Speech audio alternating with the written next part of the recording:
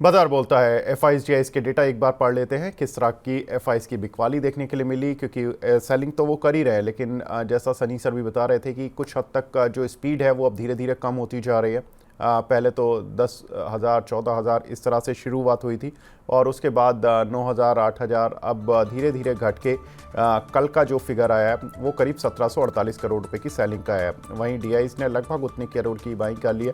1655 करोड़ की बाइंग डीआईस करके ले गए हैं। आज ग्लोबल इंडिसेस पर नजर डाले थे, किस तरह का रुझान वहां से देखने के लिए मिल रहा है, किस तरह से डाउ जोन्स बंद हुआ और किस तरह से एशियन मार्केट्स ट्रेड कर रहे हैं। तो डाउ जोन्स में कल गिरावट देखने के लिए मिली 0.25% की, करीब 325 अंक नीचे गिरकर बंद हुआ डाउ। शंघाई और हैंसेंग यहाँ पर कुछ स्ट्रेंथ देखने के लिए मिल रही है, आधा से 1% दोनों ही स्ट्रेंथ दिखा रहे हैं। निकाई में आज करीब 2% की गिरावट और कोस्पी में करीब ½ % की गिरावट देखने के लिए मिल रही है। टॉप गेनर्स आज के कौन से हैं, उन शेयर्स पर भी नज़र डाल लेते हैं। किन शेयरों में आज स्ट्रेंथ देखने के लिए मिल रही है। चूँकि नतीजों का सीज़न शुरू हो चुका है तो उसका एक सीधा इम्पैक्ट रैलिस इंडिया के काउंटर पर आज टॉप गेनर है। 14% शानदार नतीजे देखने के लिए मिले। इस पर बात करेंगे। रेलटेल में करीब 7% का उछाल देखने के लिए मिल रहा है। ABSL AMC यहाँ पर करीब 6% का उछाल। एक्शन कंस्ट्रक्शन करीब 5.5%। इंडिगो पेंट करीब 5.5% ऊपर होता हुआ दिखाई दे रहा है। टॉप लूजर्स पर नजर डाल लेते हैं। कौन से काउंटर है जहाँ पर की स्ट्रेंथ नहीं दिख रही है या फिसलते हुए दिखाई दे रहे हैं। तो KEI इंडस्ट्री नतीजों के बाद यहाँ पर भी 5.5% की गिरावट। जानने की कोशिश करेंगे कि क्या हो रहा है। शोभा पर करीब 5% की गिरावट। एंजल वन यहाँ पर करीब 3% की गिरावट देखने के लिए मिली है। नेटवर्क के 18 में करीब 3% और रेड टेप में करीब 2.5% की गिरावट देखने के लिए मिल रही है। इन सभी पर बात करेंगे कि क्या कुछ रुझान बनता हुआ दिख रहा है और किस तरह से इस समय काउंटर्स पर रिएक्शन है। क्योंकि एंजल वन में इस समय लेकिन मैं देख रहा हूँ कि निचले स्तरों से एक अच्छी रिकवरी और 0.4% ऊपर पिछले कुछ ही मिनटों में आ चुका है। तो ये जो हमारे पास रेट थे वो लूजर्स की साइड पे थे, लेकिन अब ये काउंटर टॉप गेनर्स की लिस्ट में शायद शामिल हो जाएगा। 4.5 करीब 4% ऊपर आ गया। सनी सर, एक इम्पॉर्टेंट खबर जिस पर मैं दर्शकों का भी फोकस कराना चाहूँगा वो है कच्चा तेल। कल 4% की गिरावट के साथ बंद हुआ। ओपेक के बाद इंटरनेशनल एनर्जी एजेंसी ने तेल डिमांड के अनुमान घटाए हैं। उनका कहना है कि ईरान अगर कुछ युद्ध की वजह से कुछ उनकी सप्लाई कट भी हो जाती है तो उसको हम संभाल लेंगे वर्ल्ड लेवल पर, क्योंकि जो ओपेक प्लस कंट्रीज़ हैं उनके पास एनफ रूम है सप्लाई बढ़ाने का। साथ ही उनका मानना है कि तेल की डिमांड पर चीन की डिमांड की सुस्ती का भी नज़र इम्पैक्ट देखने के लिए मिल रहा है, क्योंकि उनका मानना है कि चीन से अभी ग्रोथ उतनी नहीं मिल रही है। साथ ही अगर देखें तो इजराइल ने ईरान के तेल इंफ्रा पर हमला करने से मना किया। कल भी हमने इस मुद्दे पर बात भी की थी। सर, कैसे देख रहे हैं ऑयल मार्केटिंग कंपनीज को? कल हमने देखा कि अच्छी तेजी देखने के लिए मिली थी IOC, BPCL, HPCL में। Yes definitely Vivek ji, I think correction in crude oil price जो है हर हर बार ऑयल मार्केटिंग कंपनीज के लिए पॉजिटिव रहता है। और जिस तरह से महाराष्ट्र और झारखंड में कहीं ना कहीं कोड ऑफ कंडक्ट लागू हो गया है, तो एक स्टेट को अब ये भरोसा है कि एटलीस्ट जब तक अब ये इलेक्शन कंप्लीट ना हो जाए, आउटकम ना आ जाए, तब तक जो रिटेल फ्यूल पंप रिटेल का प्राइसेस होते हैं पेट्रोल और डीजल के, उसमें कहीं ना कहीं चेंजेस नहीं आएंगे। और जो क्रूड ऑयल नीचे आ रहा है इसका एक बेनिफिट सभी ऑयल मार्केटिंग कंपनीज को आते हुए दिखेगा। तो मुझे लगता है कि डेफिनेटली पॉजिटिव है ऑयल मार्केटिंग के कंपनीज के लिहाज से। बट अगर मैं क्वार्टर 2 की बात करता हूँ, जिस तरह से रिलायंस के नतीजे आए हैं, उनके डाउनस्ट्रीम बिजनेस में ऑयल टू केमिकल में काफी कमजोर नतीजे हमने ऑयल टू केमिकल सेक्टर में आते हुए नजर आए देखा है हमने।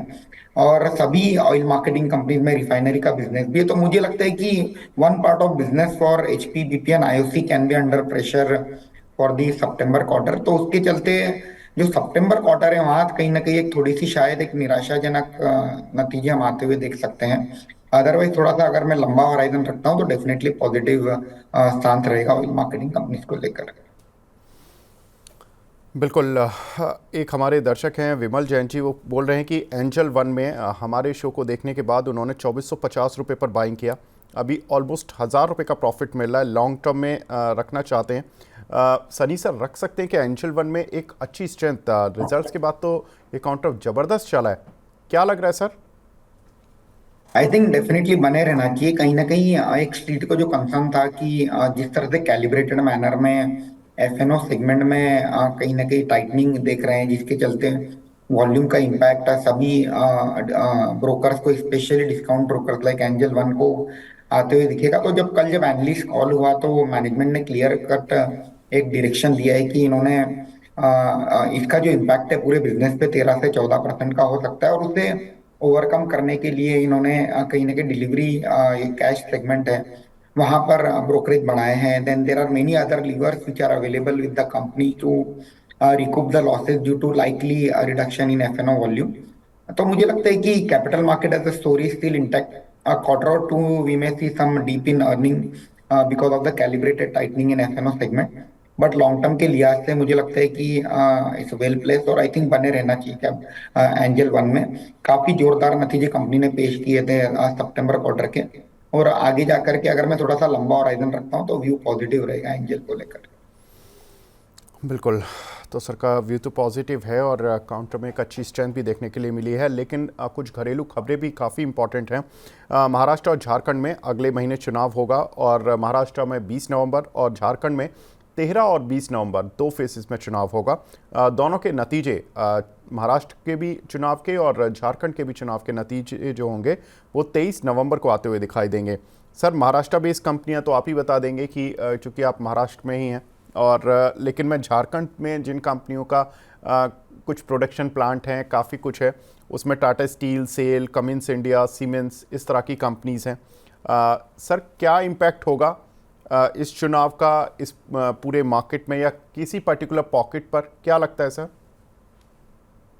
I think definitely Maharashtra is a big state, और यूजुअली जो रियल एस्टेट बिजनेस है काफी रोबस्ट माना जाता है महाराष्ट्र। तो काफी सारे कॉर्पोरेट्स के हेड ऑफिस भी महाराष्ट्र में है। Eight the same time Maharashtra is a hub for automobile, काफी बड़ी दिग्गज कंपनियों के प्लांट भी महाराष्ट्र में। आई थिंक महाराष्ट्र का जो इलेक्शन है उसका outcome to some extent definitely street track करेगा कीनली।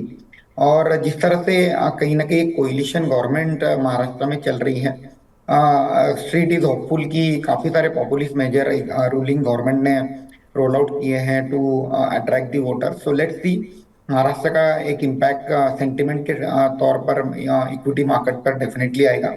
और सेम चीज हमने हरियाणा के इलेक्शन में भी देखा था कि जब एग्जिट पोल ने प्रिडिक्ट किया था कि BJP is losing big time in Haryana, और जब वो कहीं ना कहीं बीजेपी वहां चुन करके आई मेजोरिटी से, तो एक पॉजिटिव नैरेटिव बनते हुए नजर आया। तो मुझे लगता है कि Maharashtra is an again important state from both Rajya Sabha perspective, also काफी सारे सीट्स मेंबर राज्यसभा के महाराष्ट्र से नॉमिनेट होते हैं। तो देखना होगा, let's see what is the outcome. Anyway अभी भी कोलिशन गवर्नमेंट है, काफी सारी पार्टीज मिलके महाराष्ट्र को रूल कर रही है। तो लेट्स सी क्या आउटकम आता है, एक इंपॉर्टेंट पैरामीटर रहेगा स्ट्रीट में सेंटिमेंट के पर्सपेक्टिव से। सर, तो एक महीने जनरली ऐसा ट्रेंड देखा जाता है मार्केट में कि जब भी इलेक्शन आते हैं, स्टेट के हों, किसी की स्टेट के हों या नेशनल लेवल के हों, तो मार्केट थोड़ा सा साइडवेज हो जाता है। ये उसी का असर है कि मार्केट अब शायद महाराष्ट्र के इलेक्शन को देखना चाहेगा, और यूएस के भी इलेक्शन है चूँकि 5 नवंबर को, तो नवंबर का मंथ पूरा ग्लोबल पैरामीटर पर और इंडियन पैरामीटर पर, दोनों पर ही इंपॉर्टेंट है, इसलिए मार्केट शायद थोड़ा साइडवेज होने की कोशिश कर रहे हैं। आई थिंक विवेक जी, कहीं ना कहीं मार्केट एक कंसोलिडेशन मोड में है, and there are many reason for that. हमने ऑलरेडी एक लंबी अच्छी खासी रैली ऑलरेडी देखी है। अगर आपको याद होगा जनरल इलेक्शन के आउटकम के बाद जो मार्केट में करेक्शन आया था, उसके बाद वन वे रैली भी हमने मार्केट में आती हुई देखी है। और जो रिसेंट कंसोलिडेशन है in a narrow band, that augurs well for the market also. और काफी सारे बड़े इवेंट है, जिस तरह से आपने कवर भी किया, लोकल लेवल पर state election, then US election, and at the same time geo political scenario भी कहीं ना कहीं volatile है। China is trying to boost this economy by giving fiscal stimulus. US में डेटा थोड़े कंफ्यूजिंग आ रहे हैं। पहले हमने देखा कि एग्रेसिव रेट कट की बात हुई, फिर इकोनॉमिक डेटा बेहतर आने लगे, तो अब बात हो रही है कि शायद 50 बिप्स की जगह बचे हुए कैलेंडर ईयर 24 में शायद 25 बिप्स का रेट कट आएगा। तो अब there are too many moving parts in the market, and at the same time market थोड़ा सा ओवरबॉट भी हो गया था अब पिछले 3-4 महीने की रैली के बाद। तो आई थिंक एक कंसोलिडेशन मोड है, टाइम वाइज करेक्शन है। और जहां थोड़े से वैल्यूएशन बहुत ज्यादा एक्सपेंसिव हो गए थे, वहां हमने थोड़ी प्रॉफिट बुकिंग भी आते हुए देखी है, जैसे रेलवे डिफेंस काउंटर में। तो मुझे लगता है कि एक काइंड ऑफ नॉर्मल करेक्शन का फेज है, जो कि हर बुल रन में हम दिखते हैं। And it is good also for from a medium to long term perspective. तो आई थिंक एक अच्छा समय है, रिजल्ट सीजन भी चल रहा है, एक अगेन इंपॉर्टेंट पैरामीटर है जहां हमने देखा था कि FY 20 से 24 तक काफी एग्रेसिव अर्निंग ग्रोथ सभी निफ्टी 50 की कंपनीज में आती हुई देखी थी। तकरीबन निफ्टी 50 का जो एग्रीगेट ईपीएस है डबल हुआ है पिछले 4 साल में। और अब जो मोमेंटम है वो थोड़ा स्लो डाउन होकर हम देखेंगे कि FY 25 में जो ग्रोथ है वो शायद 12-13% के आसपास रहेगी। And then in 26 again on this base में भी फिर से 13-14% की ग्रोथ। तो जो अर्निंग ग्रोथ मोमेंटम है वहां भी कहीं ना कहीं थोड़ा स्लो डाउन होते नजर आ रहा है, और उसी को मार्केट एडजस्ट और सेक्टर रोटेशन हम होते हुए दिख रहे हैं मार्केट में। जी। सर, एक हमारे दर्शक हैं वो सीएट के कुछ उन्होंने शेयर लिए हुए हैं, पूछ रहे हैं कि दिवाली तक होल्ड कर सकते हैं क्या। मैं लॉन्ग टर्म भी विज़न आपका लेना चाहूँगा क्योंकि सीएट के रिजल्ट्स भी हैं और टायर कंपनीज पर आपका कैसा फोकस चल रहा है, क्योंकि हमने देखा कि क्रूड ऑयल इस क्वार्टर में बढ़ा था तो रॉ मटेरियल प्राइस पर कुछ इम्पैक्ट आया होगा, या कैसे रहेंगे सर मार्जिन्स वगैरह। टायर टायर सेक्टर को लेकर के ऐसे तो डिमांड एनवायरनमेंट के तौर पर आउटलुक बुलिश है। द ओनली कंसर्न इज की जो नेचुरल रबर के दाम है इंटरनेशनल मार्केट में, they are at multi year high and that's one of the important key commodity for any tyre manufacturer. तो to some extent definitely margin में थोड़ा pressure रह सकता है टायर कंपनीज के। अदरवाइज डिमांड एनवायरनमेंट में कोई डीप नहीं है। तो मुझे लगता है कि top line in line with expectation रहेगी ये क्वार्टर में। And to some extent margin में हम थोड़ा प्रेशर देखेंगे, जिसके चलते प्रॉफिट में भी थोड़ा बहुत इम्पैक्ट आते हुए दिखेगा। तो आई थिंक थोड़ा सा मे बी ये क्वार्टर के जब नतीजे आ जाएंगे उसके बाद एक एक या दो टायर कंपनी के आ जाए तो एक ओवरऑल व्यू भी बन जाएगा। Otherwise CEAT continue to look good, it's play on two wheeler predominantly, और रिप्लेसमेंट मार्केट में रिलेटिवली बेटर मार्जिन और प्राइसिंग पावर भी होता है। तो लॉन्ग टर्म के लिहाज से सीएट अच्छा लगता है। इतना है कि कोई एक आधी टायर कंपनी का जब नतीजे आएंगे तो शायद एक थोड़ा डीप देखने को मिले, तो वहाँ एक एक्यूमुलेट करने का फिर से एक मौका मिलेगा। बिल्कुल सर, कुछ और खबरें जिन पर कि मैं फोकस करना चाहूँगा उसमें है कि पीएनसी इंफ्रा और जीआर इंफ्रा इन दोनों कंपनीज को ऑर्डर मिले हैं। पहले पीएनसी इंफ्रा को लेता हूं मैं। कंपनी को 4630 करोड़ रुपए के महाराष्ट्र से ऑर्डर मिले हैं और ऑर्डर सड़क निर्माण से जुड़े हुए हैं। सर, ये दो ऑर्डर्स हैं, बड़ा ऑर्डर है और कंपनी के शेयर पर आज स्ट्रेंथ भी देखने के लिए मिल रही है। कैसे ट्रेड करें सर पीएनसी इंफ्रा को। आई थिंक अगेन जो पूरा इंफ्रास्ट्रक्चर स्पेस है मुझे लगता है कि इट्स वेरी वेल प्लेस। जिस तरह से हमने गवर्नमेंट का फोकस भी देखा था बजट में, जहां लाइफ आए 11 लाख करोड़ का गवर्नमेंट ने प्रोविजन किया था to be spend on various infrastructure project. और ये महाराष्ट्र में कोड ऑफ कंडक्ट लगने से पहले हमने देखा कि काफी सारी इंफ्रास्ट्रक्चर प्रोजेक्ट्स को लेकर ऑर्डर रिलीज किया गवर्नमेंट की ओर से। तो मुझे लगता है कि ओवरऑल अगर इंफ्रास्ट्रक्चर एज अ स्पेस है काफी पॉजिटिव है। और अगर मैं पीएनसी की बात करता हूँ तो वैल्यूएशन भी रिजनेबल है। आई थिंक तकरीबन 10 से 12 के प्राइस टू अर्निंग मल्टीपल पर ट्रेड हो रही है कंपनी। तो आई थिंक व्यू कंस्ट्रक्टिव रहेगा सभी इंफ्रा कंपनीज पे, इंक्लूडिंग पीएनसी इंफ्रा। जी। सर, एक और इम्पॉर्टेंट खबर जो कि भारत कनाडा के रिश्ते ख़राब हो रहे हैं और उससे ये माना जा रहा है कि निवेश पर कुछ असर पड़ सकता है। कनाडा निवेशक के तौर पर भारत में 7वें नंबर पर है और 2000 से 2024 में कनाडा का जो एफडीआई निवेश था वो करीब $4 बिलियन का था और भारत और कनाडा के बीच में करीब $7.5 बिलियन का बायलैटरल ट्रेड होता है। अगर हम इस पे देखें तो जो इनके मेन इन्वेस्टर हैं जो कनाडा से इंडियन मार्केट में इन्वेस्ट करते हैं उसमें ब्रुकफील्ड काफ़ी बड़ा इन्वेस्टर है, जिसकी जो इन्वेस्टमेंट है इंडिया में वो करीब $29 बिलियन का है। सीपीपी इन्वेस्टमेंट जो उनका एक दूसरा इंपॉर्टेंट फंड है वो $11.5 बिलियन। ओंटारियो पेंशन फंड करीब $3 बिलियन। OMERS ये करीब $1 बिलियन का इन्वेस्टमेंट है। और सन लाइफ जो कि बिरला के साथ इन्वेस्टेड है इंश्योरेंस वेंचर में, उनका एक बड़ा इन्वेस्टमेंट इंडिया में है। सर, क्या लगता है कुछ इन्वेस्टमेंट जब लेवल इतना ख़राब हो चुका है रिश्तों का कि एक दूसरे के जो राजनयिक हैं उन लोगों को वापस बुलाया जा रहा है, तो ये कहीं ना कहीं इन्वेस्टमेंट पर भी कुछ इम्पैक्ट डालेगा लॉन्ग टर्म इन्वेस्टमेंट पर। विवेक जी, मुझे नहीं लगता है कि इसका कोई इम्पैक्ट लॉन्ग टर्म इन्वेस्टमेंट पर होगा, क्योंकि हमें ध्यान रखना होगा कि ये जितने भी इन्वेस्टर हैं प्रीडोमिनेंटली पेंशन फंड है, और एट द सेम टाइम जो पेंशन फंड मैनेज कर रहे हैं उन्हें अपने जो सब्सक्राइबर है पेंशन फंड के, जो उनके मेंबर्स हैं, उन्हें एक अच्छी रिटर्न जनरेट करके देना है। They have to take care of them, and at a current junction मुझे नहीं लगता है कि इंडिया से कोई बेहतर opportunity within emerging market किसी के पास है अगर लॉन्ग टर्म के लिए आते हैं। क्योंकि जो पेंशन फंड होते हैं उन्हें कहीं ना कहीं एक रेगुलर पे आउट भी करना होता है अपने उपभोक्ताओं को, और उसी के चलते एक स्टेबल रिटर्न जनरेट करने के लिए एवेन्यू ढूंढने होंगे। और ये जो छोटे मोटे पॉलिटिकल या जो भी खटास आती है, I think again it can be resolve.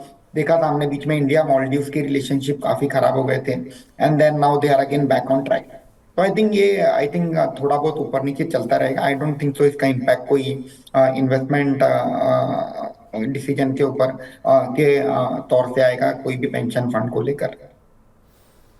बिल्कुल। तो कनाडा का कोई असर नहीं देखने के लिए मिलेगा इंडियन मार्केट पर एज सच, तो ये डरने घबराने की ज़रूरत नहीं है, ये अच्छी बात है। सर, एक हमारी दर्शक हैं सुनीता चौधरी जी, रेगुलर व्यूअर हैं। इन्होंने टार्क करीब 46 रुपीज़ पर, काफ़ी मल्टी बैगर रिटर्न ये कमाती है, और एबी कैपिटल इन्होंने 70 रुपये के लिए हुए हैं। सर, 2 साल का विज़न है, क्या करें? एबी कैपिटल पर हम बात भी कर रहे थे कि बिरला जो एएमसी है उसी में उनका इन्वेस्टमेंट भी था, सन लाइफ का, और साथ ही टार्क ये काफ़ी आउट परफॉर्मर शेयर रहा है। क्या कैसे विज़न है सर आपका? एबी कैपिटल को लेकर हमारा व्यू अगेन कंस्ट्रक्टिव है, और हमारा जो फेयर वैल्यू है एबी कैपिटल का हमारे हिसाब से 280 का है।